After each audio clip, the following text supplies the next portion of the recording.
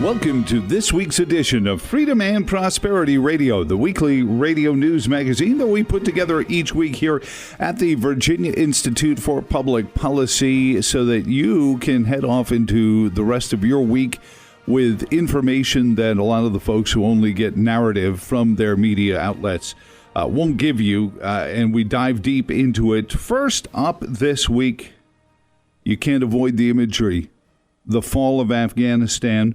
Vice President of the Davis Institute for National Security and Foreign Policy and the E.W. Richardson Fellow at the Heritage Foundation, Jim Carafano, is our first guest. Jim, welcome back to Freedom and Prosperity Radio. How are you doing, sir? Well, I'd like to say it's great to be with you. It's actually been very surreal. I mean, obviously, I deal with this kind of news all the time, but in addition, I think like many people, have been sucked into trying to help people, just trying to connect people with people who all the different things that need to be done to get people out of Afghanistan. And it reminds me actually of Dunkirk, because everybody just ran to the channel and got in their boats and went across to ferry the army back. But the difference is we don't have a Churchill. I mean, all this is happening with a president that's largely absent from the crisis. Well, and how much of this is been part of the plan? Everyone says it was a colossal failure. I wonder if some of it wasn't something they've been itching to do from the get-go, whether it be when they pulled out of Syria under Obama, and some of the same players in the role here, and that now all of a sudden, since we seemed insufficiently frightened of the China virus, well, let's bring the terrorists back, and maybe they'll be frightened of that. I think I understand the process that we went through, and I think when all the public information comes out and the facts come out and the history is written, that this will bear me out, is I think Biden terrified himself into believing that Afghanistan was going to fall on his watch, and it was going to look like Saigon, and it was just going to be humiliating. And in a sense, he scared himself out of this. And their answer was, essentially, we will run away from Afghanistan. And because essentially I know I'll be gifting, and the Taliban know that I'm essentially gifting them the country, that I'm going from the status quo to abandoning the status quo, just giving them the country, that they will obviously let me gracefully withdraw and wait until after all of us are gone, and then things collapse and I can say it's not my fault. Mm-hmm. And he also assumed that Americans just wouldn't care about this. These were unbelievably ridiculous assumptions, which have proven demonstrably for us. Of course, the Taliban were going to humiliate the United States, and the notion that somehow Americans would be indifferent to being humiliated was just nonsense. So they actually had a no-plan plan. Their plan essentially was to not coordinate with allies, not even coordinate with the Afghans on the ground. Their plan was to just immediately pull up and leave and think we would just kind of, get out of town in the middle of the night. And they thought that was going to work. And when it didn't work, they had no contingency to deal with that. Mm-hmm. But this gets to the darker point, which is everything they've done since the moment this crisis erupted has been about throwing all their energy into somehow trying to convince people it's not their fault, and almost no energy into actually dealing with the crisis. I used to broadcast out of Wilmington, Delaware, when Joe Biden was still, one of the senior senators and certainly a power broker with several of the top Fortune 500 companies based in Delaware. But it had always struck me that here was a guy who never really seemed deeply challenged for his position in the Senate. And it seemed to be borne out every time he sort of ran his presidential campaigns. He'd get into the primaries, last about as long as Kamala Harris did this past one, and then bow out. And everyone wants to go with the narrative that he's dotty, that he's lost some faculty. I don't think he ever had a fastball. I don't think he's ever been substantively challenged on policy issues, and we're seeing that now. Especially, you mentioned the allies, Jim.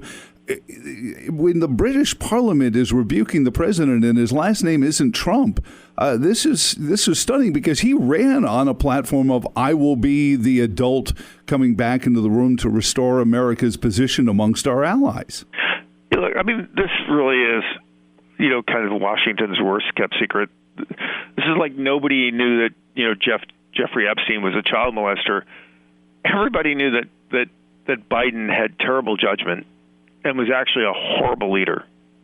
It was not a secret. It wasn't a secret in the United States. Our allies know that. They've known this guy for years.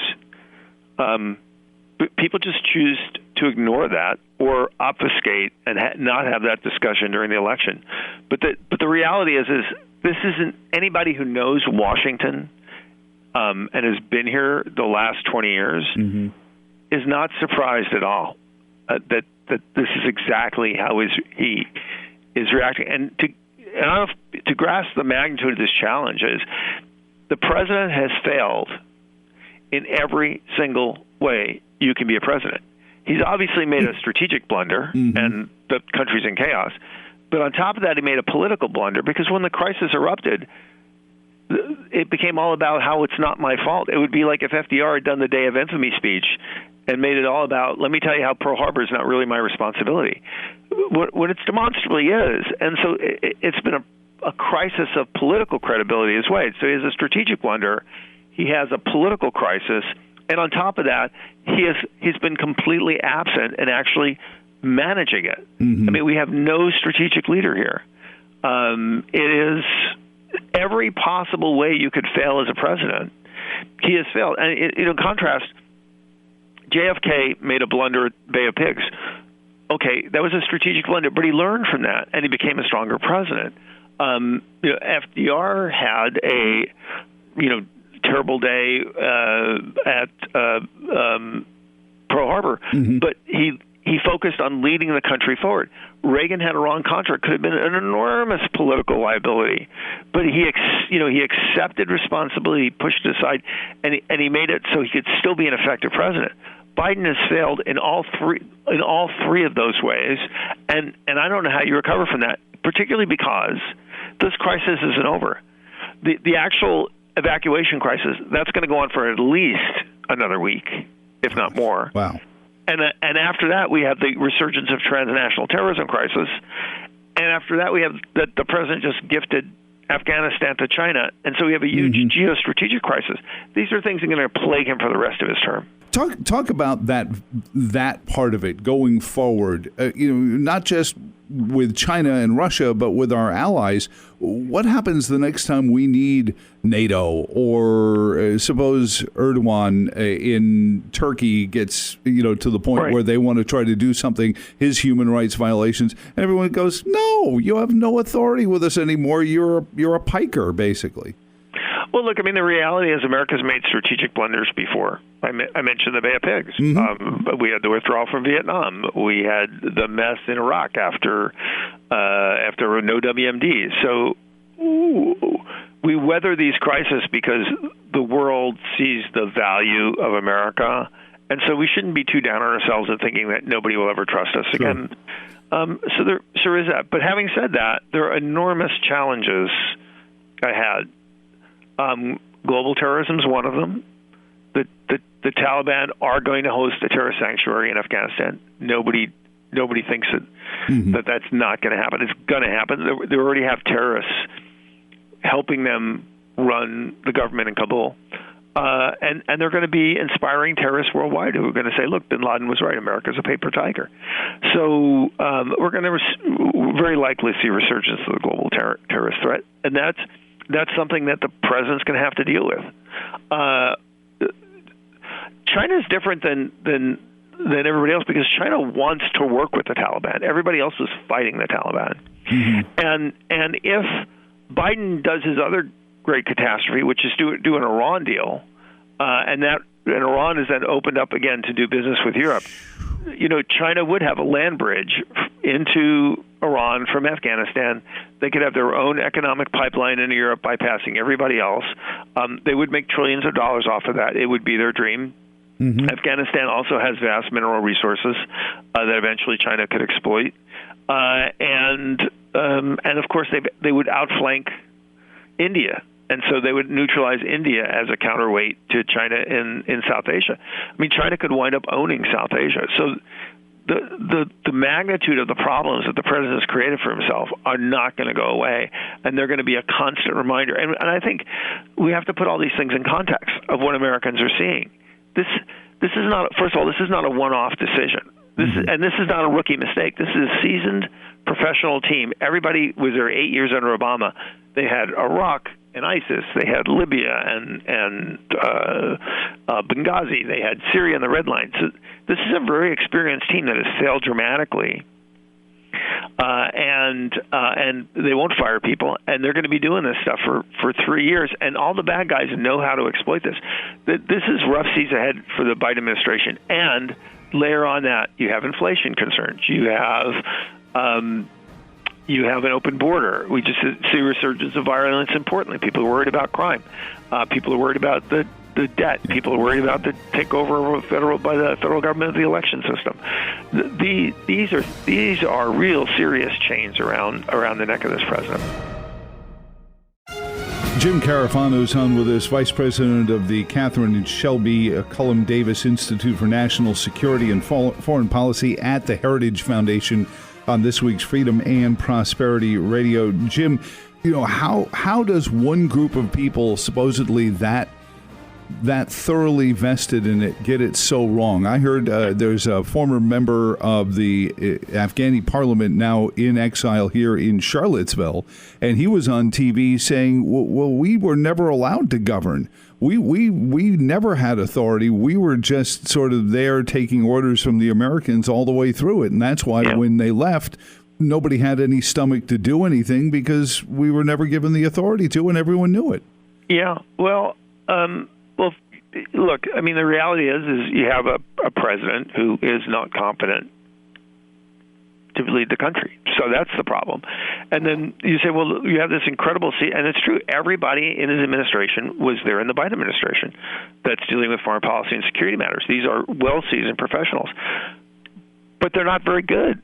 I mean, they're doing the same things they did under Obama, which was largely face problems with cowardice through accommodation and weakness and appeasement and disengagement, buying off their enemies and turning their back. But the problem is when you buy off your enemy and you turn your back, they just take the space that you just vacated, and they make the same mistakes over and over again. And you have to remember, most of them aren't accountable. They're not elected officials. Yeah. They're going to get their payouts from Obama and George Soros and everybody else when they leave. They're going to get the golden parachute as long as they do what they're told and kind of continue the Obama legacy and agenda. It doesn't matter for them if this president fails. So, which is why this is the problem when you hire everybody else's people to run the government. Mm-hmm. They're not accountable to you. They're accountable to somebody else who has a proven track record of being terrible on foreign policy. So it really is the worst of all possible worlds. It's an incompetent president supported by a gang of inept people. Remember the old book, The Gang That Couldn't Shoot Straight? Yeah. Well, this is it, and it's not a surprise. I mean, no credible analyst could look anybody in the face and say, "Oh my God, who could have thought this was happen?" These were the adults in the room, and we all knew that was nonsense. Well, what about our allies knew it was nonsense, but they had no idea that Biden would be this reckless and this cowardly. It's not reckless out of bravado. It's reckless out of being afraid. Mm-hmm. It's being afraid to stand up for America. Is there some of this, and I recall the 8 years of foreign policy decisions under President Obama as well, that all seem to be to make a political point domestically. And sometimes that strikes me that a little of this was the same thing. Was we don't want to be seen as these warmongers, and that's not a good way to make foreign policy decisions. Well, that's true. Foreign policy was always seen through a domestic agenda and really saw as a distraction. Anything we did abroad was a distraction from seizing power here at home. And the only time they were interested in foreign policy things is when they reinforced a domestic agenda. So they were all over climate change and gender studies and flying the pride flag because that reinforced what they want to do here at home. But they really didn't have the stomach to go out and protect American interests, in part because they don't believe in America. And they don't believe in the fundamental idea that the purpose of foreign policy is to defend the interests of the American people. I mean, if you're going to defend the interests of the American people, would you open the border and let 2 million people come in the middle of COVID, carrying COVID and enriching cartels and everything else? So fundamentally, they don't believe in the basic core concept of foreign policy, which is the purpose of American foreign policy is to defend America. Well, talk about the agenda of gender studies. You brought that up as one of the domestic things that they want to push. How does the political party of Joe Biden still stand in front of voters and say we're the party of women's suffrage, we're the party of women's rights, we're the party of transgender studies? Never mind that wonderful NYU speech where Mahmoud Ahmadinejad told the student, "We don't have any gays in Iran." And now you look at what's happening to the women on TV. I mean, we have network news reporters saying, well, they look mostly nice, and then we're seeing women and children being carted off as sex slaves and who knows what else, in Afghanistan. How do they make the case? Well, it just gets to the truth, which for them, these were never about women's rights and protecting transsexual people. It was about power. It's about using those agendas to drive political control here at home. There was no genuine concern over women's rights. Because if they did, they would not have abandoned the women of Afghanistan to a horror show. Remember, there are girls in Afghanistan who have no idea what it's like to live under the Taliban. Because it's been 20 years since the Taliban controlled that country. And how many pink hats do you see marching in the street of Washington today? So, you name any excuse to go out and protest against Republicans and be sanctimonious about your heartfelt, and all these men in pink hats running around saying how proud they were to stand with their girls. Where are the pink hats? Yeah. The women in Afghanistan today are dying and being sold into slavery. I'm looking out my window because I'm in Washington, D.C. I can see the Capitol from here. I can see the Washington Monument from here. I can see where all the people gather. Where are they now? And the reality is they're happy to go out and protest when it's to attack conservatives, and it brings political power to the left. But when it actually comes to the real defense, there's one women's rally being scheduled in Washington, D.C. to come and protest against what Biden has done to the women of Afghanistan. And you know what? It's being organized by conservatives. Right. So they're out there saying, hey, we want to stand with you. And I worry that, what we're going to see is some of the most horrific things we've seen outside of, Somalia and some of the other places that this ideology has been allowed to run unfettered. What has to happen next? I mean, part of me wants to also, be concerned over what happens domestically as the terrorist threat comes back up. What more are we going to have to do here domestically? The argument was always, if we get them there, then they won't come here. Well, right. Now they're coming here. What civil rights are we going to have to cede for national defense on the home front under these premises, Jim? Well, none. But look, there's two things. Three things. One is we gave up essentially our entire ability to have a footprint where we could go into Afghanistan and fight terrorists. So first of all, they got to figure out how to get that back. They've got to have some place to base in the region where they can have persistent surveillance and then the capacity to do real counterterrorism operations against real hard bad guys. That's problem number one. Number two is they've got to, essentially we have to put the war on terror back together. Transnational terrorist travel, foreign fighters, moving money around, all this stuff is going to be resurgent, and we're going to have to put together, again, a global network to battle all that. And then third, we have to be better prepared here at home, and that means, dude, you got to shut down, you got to close the border. You cannot allow tens of millions, which is what's going to happen if they pass amnesty, tens of millions of people to walk into this country illegally. It is literally the super highway to bring terrorist threats here. So you've got to secure the border. And the other thing is Biden has basically been spending months taking the political instrument, taking government instruments of the Department of Justice and the Department of Homeland Security, and using them to fashion as tools to harass and demonize and persecute conservatives. And that's got to stop, right? Having DHS put out a briefing which basically says that any typical conservative is a likely extremist. We've got to focus on the real terrorist threats and not on the nonsense. I mean, we know, for example, the FBI just put out a report that said there was no insurrection. Basically, it just didn't happen. And Biden has been using the insurrection as an excuse for all kinds of political repression. So that nonsense has got to stop. So there's plenty of things they can do. But so far they've done nothing except make excuses and demand that Congress give them $4.5 trillion and basically control over our entire society and economy to reward them for all their leadership. What happens with our first responders after the last how many more years of defund the police, vilify the police, and that narrative kind of making a police officer say, why? We just had a survey from the Virginia Patrolmen's Benevolent Association said 84% of the Charlottesville Police Department was restricting their response to crime calls because they didn't want to get in trouble with the brass. I mean, how do we fight terrorism with a police department that's been told you're the problem? Well, you can't. And to just put a exclamation point on the scope of what Biden has done in just literally 5 short weeks, right? This is literally 5 short weeks. It's like a man who had, a house and a family and a good job and lost everything because of some stupid act of nonsense. On the 20th anniversary of 9/11, the Taliban are going to control more territory than they did on 9/11.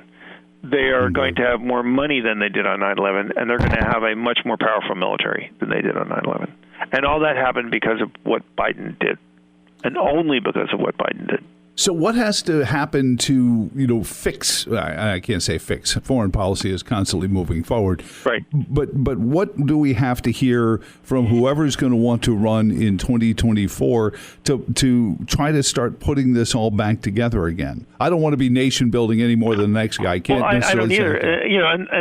Look, I mean, you didn't like the orange hair, you didn't like the tweeting, or whatever you didn't like about Donald Trump, I get that. But the reality is his foreign policy was a foreign policy that was fashioned for an age of great power competition, and it provided secure borders, and it was a constant threat and a counter to global terrorism. That is a far cry from where we are today, my friend. Oh, yeah. No, I've heard testimony from those who were on the call when everyone lost their collective minds that the president of the United States was going to negotiate with the Taliban. And now I'm hearing reports that on that phone call, he had national security pinpoint where the phone call was coming from and told the guy, we'll end you. And by the way, here is exactly where you're standing, just so you know we can do it. And I think that's the kind of thing everyone's like, oh, that's no way to negotiate. I don't know. If they're going to blow up buildings with airplanes, that may be the way to negotiate with them. Look, I remember 2016. Look, and I'm not partisan. I don't do politics. No. But, of course, I have to observe this because this is where policy gets made. 2016, in addition to Donald Trump, there were probably 17, 18 other candidates for president. On foreign policy, national security, the economy, the border, immigration, they were all over the place. I don't know who's going to be the candidate for president from the conservative side in 2024, but I will tell you that is going to be a much tighter shot group. And they may have different personalities, be different genders. They may or may not be Donald Trump. But whatever comes out of that group, it's going to look a lot more like what we had under Trump. And it's going to, and that, as a prescription for the future, is way better than what we've got under Biden. Jim, thank you so much for everything you do, and we'll continue to tap into your expertise on this, as you have been for decades, watching this stuff happen. And we really appreciate it. Makes me sound old. Well, all right. Well, you started when you were 12, so how about that? Well, that's true. Yeah, but we do deeply appreciate it. It's perilous, scary times. And I know what you mean when you say being political about it, but somebody, whether it be, I'd love to see a Democrat step up and say, I need to save my party at some point. This has gone too far.